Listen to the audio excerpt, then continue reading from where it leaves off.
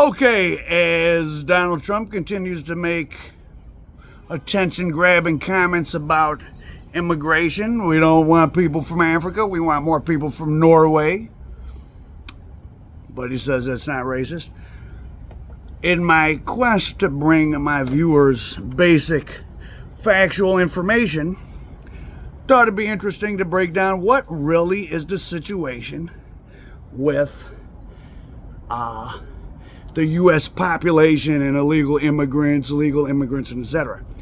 Now, it is true, this is interesting, that as of, well, even now, but it's down a little bit, prior to Trump coming in office, the United States was at about tied with the peak from like 1900 or something for the largest percentage of the population being foreign born ever. So it was like 15.5%. Now it's down to 14.9 in the last year or something like that. So like 1 out of 6 or 7 people in the whole country foreign born. And then, in a place like LA County, in New York, New Jersey, it's like 1 out of 3 or something. But this is a country of immigrants. But so, who are these people? Mexico, the biggest country of origin, though that has been declining. People are getting upset about these Somalis and Africans. Only maybe 5% of the 15% are from sub-Saharan Africa. So there's not many Africans in the U.S. There's some, but there's not a ton. So the idea that there's some sort of problem, I mean, even if you didn't like them, there's not many. Maybe in some select neighborhoods, but let's see, what else is interesting? So of that 15%, almost half are naturalized citizens. So that's why Trump and whoever, who's putting the battery in his back is interested in this idea of denaturalizing citizens, which is not constitutional, but that's how he could get rid of a lot more people. Half of them you can't deport because they're naturalized citizens. They just weren't born here. And at some point, your ancestor, unless they were sold in another continent and brought here against their will, which is a whole nother separate thing, at some point, all of our ancestors were naturalized at some point. We all were immigrants or descended from immigrants. So like a lot of my family came through from Canada, because in Detroit, a lot of people came through first from Canada. So I'm German, Greek. We thought we were French and Irish, but the DNA thing says Lithuanian. And my father's father was passing. He was born black, married my grandmother and put white in all, and they thought he was white, and then he disappeared when my father was 2 and died at a young age. So my father's father turned his back on his black family, and it wasn't a good decision because he died young. And actually my black second cousins, I guess it would be my father's cousins, I think one is like a professor in New England, one was like a mayor of a kind of a big city in New Jersey. There's some other people, there's like another woman with a PhD. They seem to, or at least a lot of them, to have achieved an above average level. So he picked the wrong side. So half of the immigrants. So we have the most amount of foreign-born ever, 50-some million people. So, I mean, that is a thing. And again, I don't care for Trump, and it's a whole nother big thing in a lot of what he does. But you can't, and what ICE is doing, and there's a lot of bad imagery, but you can't say that they shouldn't be able to deport people that are here illegally. Now, Kilmar Abrego, the guy that was, they photoshopped the MS-13 on his knuckles and they sent him to CCOT. He's getting let go. He's getting freed. I should have started the story with that. He's getting freed. So the U.S. court, he'd been sent back from El Salvador. They sent him somewhere else. He's back here. He has to, the courts, U.S. courts, he's being let go. So the pushback against Trump's craziness, you know, is working. A lot of what Trump just does gets rolled back. The judges ruled they got to get the National Guard out of L.A. or put it back under the governor of California's control. And governors are supposed to control their state's National Guard, and he'll move it out of L.A. But yeah, Kilmar Garcia Abrego, whatever, he's being let out of custody. So that was all that saga with him, and he's in MS-13, he's a criminal, wasn't true, and he's being let out. Now, of all the people that have been, okay, so now let's talk about Trump's roundups. So, if you compare the 12 months, or what Trump's been in office now, 11 months, there's been about 110,000 people grabbed by ICE and deported. In the equivalent 11-month period under Biden, it was 48 or 50,000. So he doubled it, but it's such a small number. So what did I say? Half of the 50 million foreign-born are naturalized citizens, and then another quarter are like on visas or they're in a political asylum process. Only a quarter, so like 12 to 15 million illegal immigrants here. I mean, it's a lot, but I don't know. I mean, like I tell you, and I'm in LA County, the county with the most illegal immigrants. Nobody in LA, I mean, I've never, and I don't really know or socialize with any Hispanic people. Just, that's not, I mean, I know white people and black people. No white people that I know, but I don't know poor white people. I know all white people doing well. Nobody complains about these damn illegal immigrants. We like them. They do all the work. And they're good, like, they're fine. Like, I mean, they don't really people don't have a negative connotation towards Hispanic people in LA. Now, there's issues with the black working class. Now, for example, a guy, was it a gang member being interviewed on street TV by Alex Alonso? I think, man, he was talking about being a longshoreman. Oh, Spider Loke told me this too, about being a longshoreman, which is a high-paying, one of the last very high-paying blue-collar jobs. Longshoremen offload cargo from ships. And of course, the port of LA and Long Beach, which are two separate ports, but they should be combined, is the biggest port in the United States.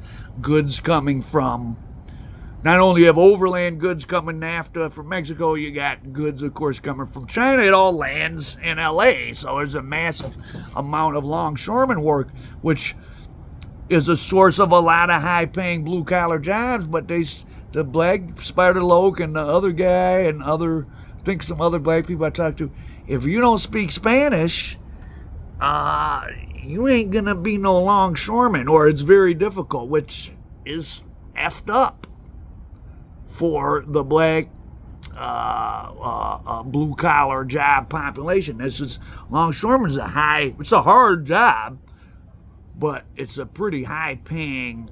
It's at the high end of what you're going to get paid as a non-college graduate, and they make more. I mean, if you're getting overtime and all that, you're making more than most, college graduates, unless you got a fly job.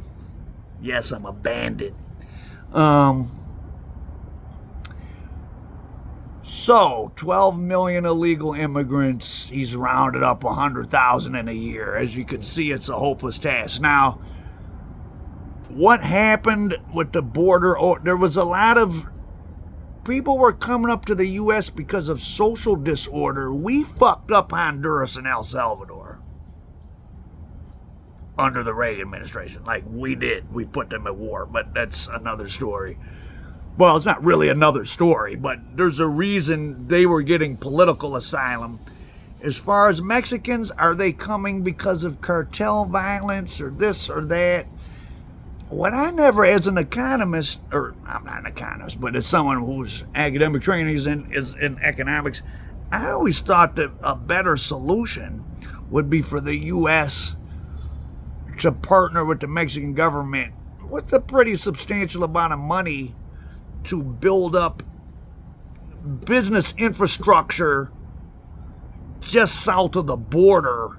So as Mexicans came up from rural Mexico thinking they're going to go to the U.S., they would get near to the border and just want to stay.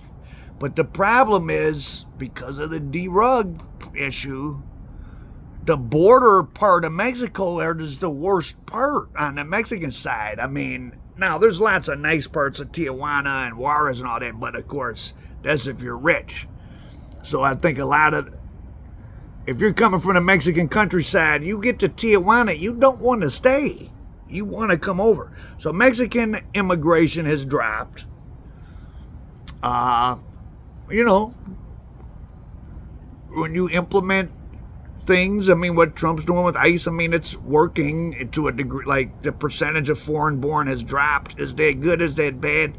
Here's what you need to know. The economy grows with people.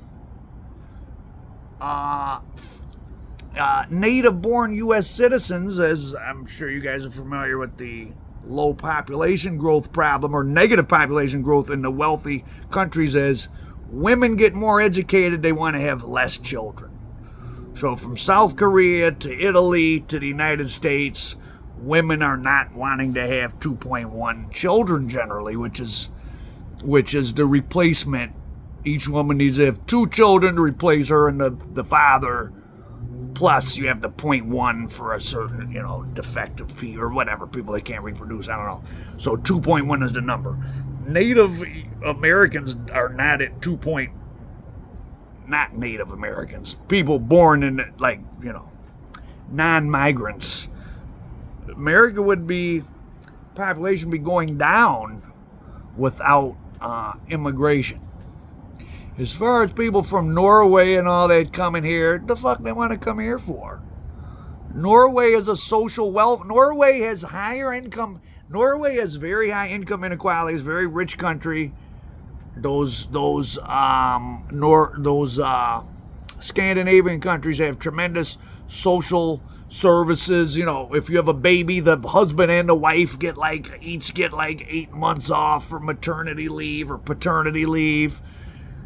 People don't want to leave those things. Then we're going to leave Norway to come here. It's retarded.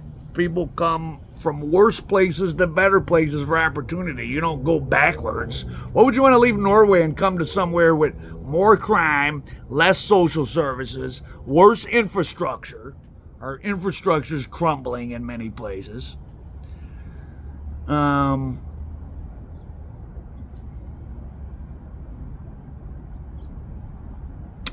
What was the other interesting stuff? So, is Trump going to be able to deport his way, or are we as a country going to be able to deport our way into a less migrant-heavy population? No. I mean, 100,000 a year. If you doubled it, 200,000 a year. That's 10 years to get 2 million people out. Like, it just doesn't. Now, the fact that there's a lot less now coming over, but that isn't just because of our policies. Mexico, for all its other problems, has a quite thriving economy.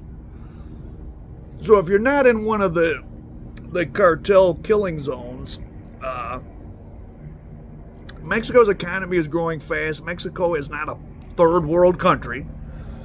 Mexico is what's called a high middle income country. It does have a lot of poor rural people, but it's got a vibrant, growing urban population. Downtown Tijuana, apartments, like a nice apartment in downtown Tijuana now, which probably used in 7 or 8 years ago was under $1,000. They're $2,000 or something, which is cheaper than LA, but it ain't that much cheaper. Probably less units, but of course, half of the migrants that have come in recent years are from South America. Mexico's single biggest sender country. All those other little smaller South American countries, Honduras, El Salvador, add up to a lot.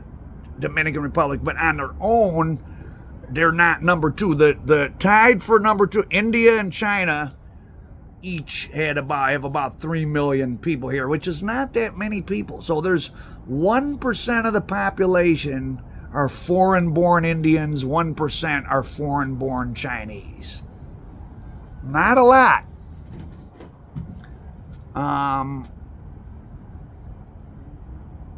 What do you guys think? It varies a lot where your geography is. Like, I'm in LA, obviously there's a lot here. Where I'm from in Detroit, I mean, to see a Mexican or a Hispanic person, it's like a field trip. You got to go. Well, you go to a neighborhood that's called, guess what? They have a big sign up. It's called Mexican Town.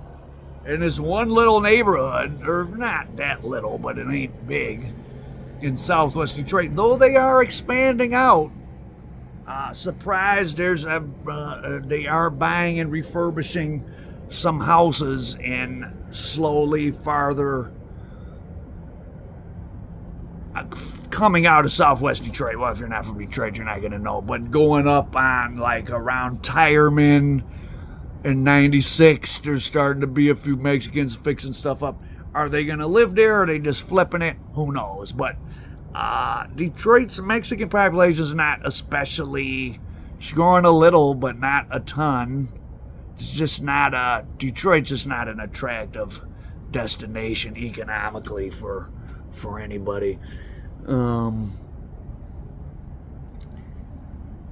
Out where I have my desert estate,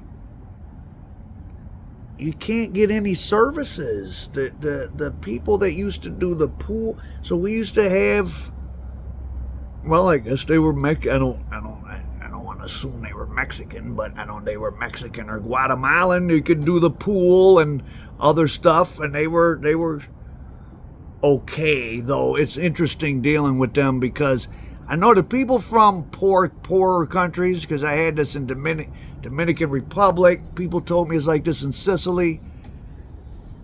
When they're charging you for something, instead of them just having a price, they size you up. And they try to guess how much money you have, and they base what they're going to charge you on what they think you have, which is not what we do in America. So he kept raising the price of doing our pool and doing work, Aiden. And then he claimed we owed him some money, and he tried to come over with his spokesman. But we ain't give his spokesman no money either. Which reminds me, I once paid a honey bun for a foot massage in jail from a paisa. That made me feel weird. That was the only weird thing I ever did in jail. Matter of fact, I made him stop midway through. I was like, what am I doing? But the messed up thing was, we only paid, it was me and another guy, and I think we paid one honey bun. but some other guy came to collect a honey bun. Like, did the guy even get part of the honey bun?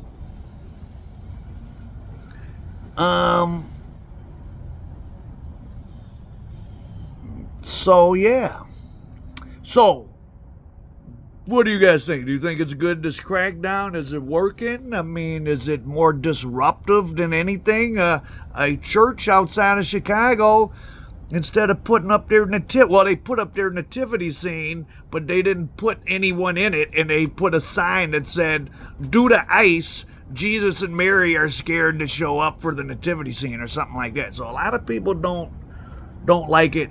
And again, living in a place where there's the most illegal Hispanic immigrants, that has never been a topic of conversation. You don't hear people in LA, other than, which is a real thing, some black people complaining about being not getting certain job opportunities, which is a real thing.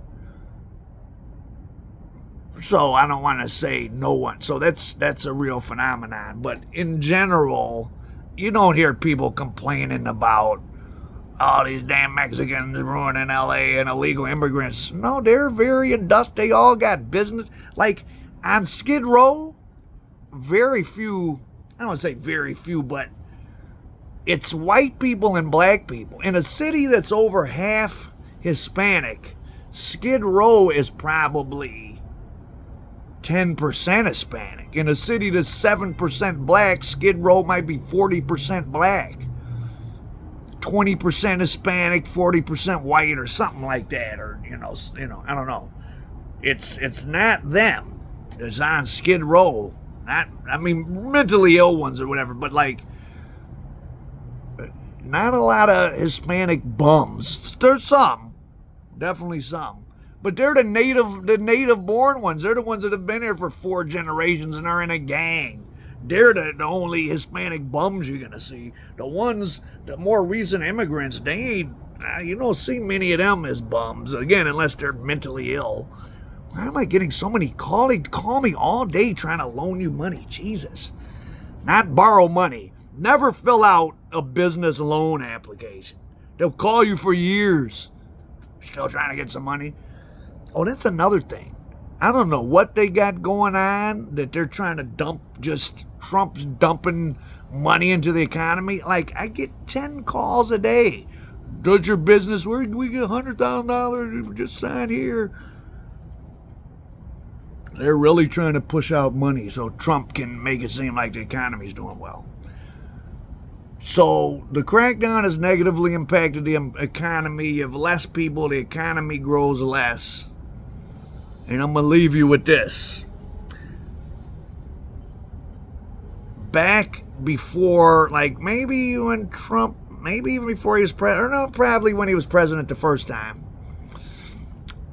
saw an interview with the farmer in Alabama. Now, the state of Alabama was the first, or one of the few states that at the state level they were cracking down and enforcing. They were going to farms and checking if people were legal.